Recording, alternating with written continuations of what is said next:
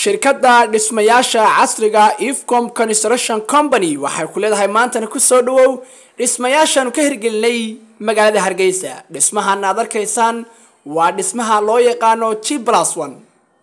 waxa uu cabirkiisu ka kooban yahay 24 mitir iyo 18 mitir.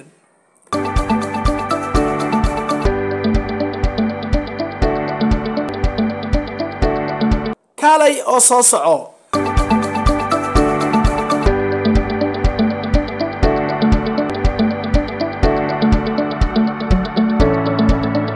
طبق hoose waxa uu ka kooban yahay fadhi iyo cunto saddex hurdo oo mid kamid uu yahay master iyo suuli dadweyne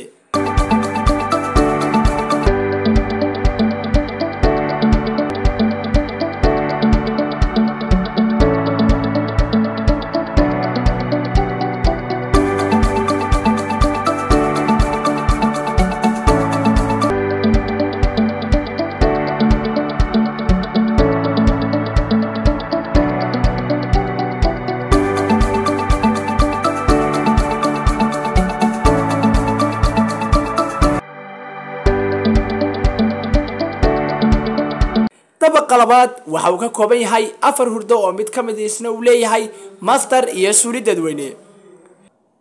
service-ku waxa uu ka kooban yahay kitchen iyo store qol iyo suuli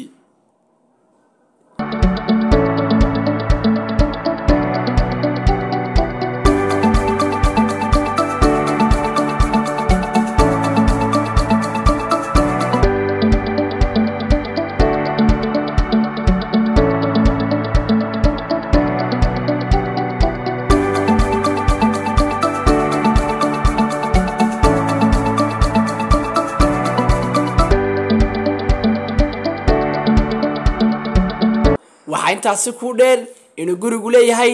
deer weyn oo qaadi kara ilaa 3 gaari sidoo kale waxaan ka maqnayn gaari galka